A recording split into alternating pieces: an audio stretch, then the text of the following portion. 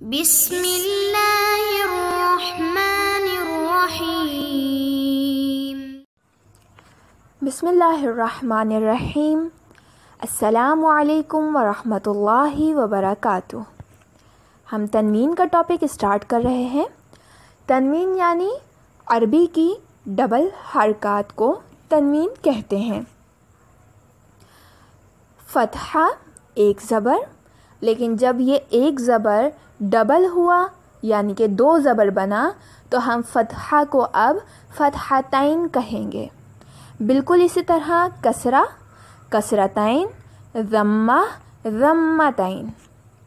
اور جس طرح ہم فتحتین، کسرتین اور ضمتین کہہ رہے ہیں دو زبر دو زیر دو پیش کو، تو دو زبر دو زیر دو پیش کا دوسرا نام یہ آپ کے سامنے لکھا ہوا ہے، یعنی کہ دو زبر کو ہم تنوین نصب کہتے ہیں، دو پیش کو ہم تنوین رفع کہتے ہیں اور دو زیر کو ہم تنوین جر کہتے ہیں۔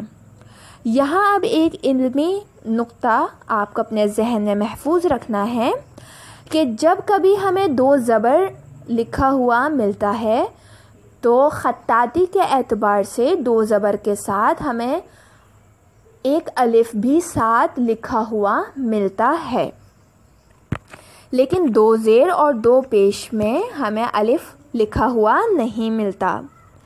اب ایک سوال یہ بھی ہے کہ دو زبر دو پیش اور دو زیر میں نون ساکن کس طرح چھپا ہوا ہوتا ہے؟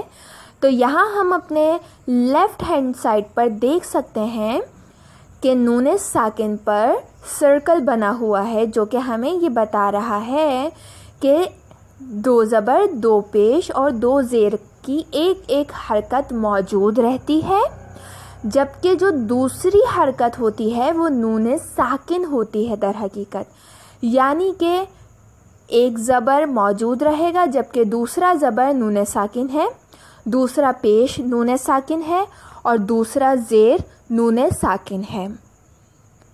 اور اس طریقے سے تنوین میں نون ساکن چھپا ہوا ہوتا ہے۔ تنوین نصب اور اس کا دوسرا نام فتحتین، ہم اس کی مشق کر لیتے ہیں۔ ابداً، کذباً، مثلاً۔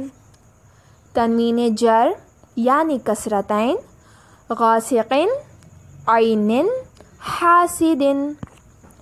تنوین رفع یعنی کہ ضمتین، کتبن، رجل، عین۔ نون ساکن کے قواعد، نون ساکن کے 4 قواعد ہیں اور یہی 4 قواعد تنوین کے بھی ہیں، کیونکہ تنوین میں نون ساکن چھپا ہوا ہوتا ہے۔ یعنی نون ساکن یا تنوین کے 4 قواعد ہیں: اظہار، ابدال، ادغام اور اخفاء۔ اظہار: نون ساکن یا تنوین کے بعد حروف حلقی آ جائیں، جیسا کہ ہم یہاں دیکھ رہے ہیں کہ حروف حلقی 6 ہیں، اور حروف حلقی یعنی حلق سے ادا ہونے والے حروف، یہ 6 حروف ہمارے حلق کے 3 حصوں سے ادا ہو رہے ہیں۔ انتہائی حلق یعنی حلق کے اینڈ پوائنٹ سے حمزہ اور ہا، وسط حلق یعنی حلق کے مڈ پوائنٹ سے عین اور ہا، اور ابتدائی حلق یعنی کہ ہمارے حلق کے سٹارٹ پوائنٹ سے غین اور خا ادا ہوتے ہیں۔ اظہار کی ڈیفینیشن یہ ہے کہ جب نون ساکن یا تنوین کے بعد حروف حلقی آ جائیں تو اظہار کا قاعدہ ہوگا اور ہم نون کو ظاہر کر کے پڑھیں گے، یعنی کلیئر کر کے پڑھیں گے، واضح کر کے پڑھیں گے۔ کس طرح؟ یہاں ہمارے سامنے اگزامپلس موجود ہے کہ نون ساکن کے ساتھ حروف حلقی: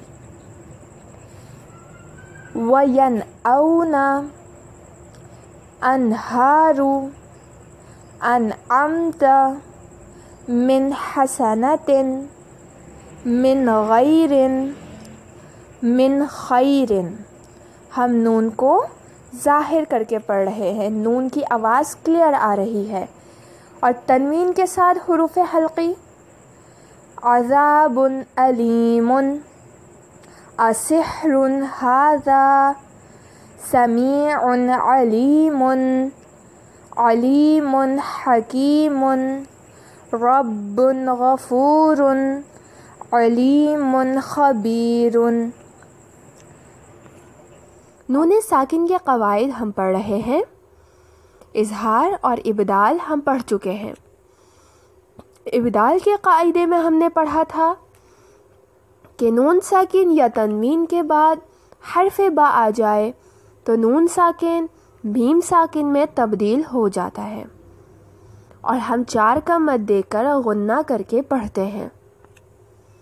میم ساکن کے حوالے سے ایک اہم بات ہمیں پتہ ہونی چاہیے کہ جب کبھی میم ساکن کے بعد حرف با آ جائے، یعنی ہمیں میم ساکن کے بعد با کا الفابیٹ نظر آئے، تو غنہ کرتے ہوئے 4 کا مد دے کر پڑھتے ہیں۔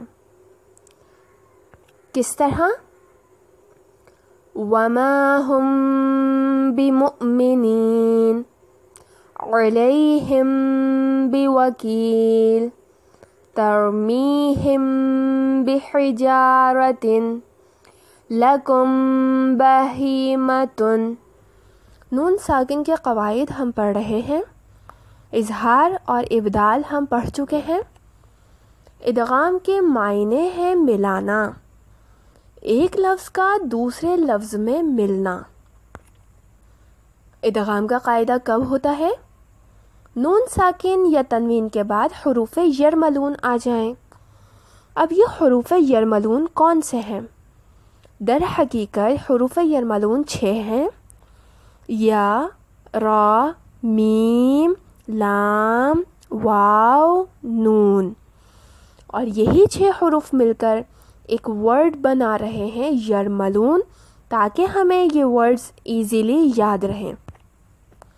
ڈیفینیشن کیا ہے ادغام کی؟ جب نون ساکن یا تنوین کے بعد حروف یرملون آ جائے تو ادغام کا قاعدہ ہوگا۔ اب دیکھیے، حروف یرملون 2 گروپس میں ڈیوائڈ ہو جائیں گے۔ ایک گروپ بنے گا 4 لیٹرز کا، یا، میم، واو، نون، اور ایک گروپ بنے گا 2 لیٹرز کا، را اور لام۔ یعنی ٹوٹل 2 کنڈیشنز ہیں کہ ادغام ہمیں کس طرح کرنا ہے، یعنی ورڈز کس طرح ملائے جائیں گے۔ نون ساکن یا تنوین کے بعد اگر یا، میم، واو، نون آئے گا تو ہم 4 کا مد دے کر پڑھیں گے، اور اگر نون ساکن یا تنوین کے بعد را اور لام آئے گا تو کنڈیشن یہ ہوگی کہ ہمیں کوئی مد نہیں دینا۔ کس طرح؟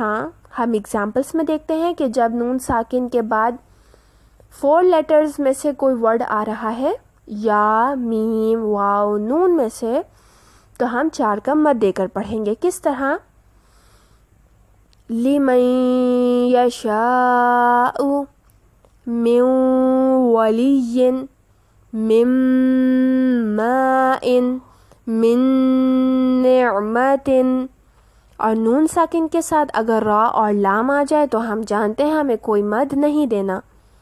مَلَّم مِن رَبِّكُمْ، تنوین کے ساتھ یا، میم، واو، نون آئیں گے تو ہمیں 4 کا مد دینا ہے۔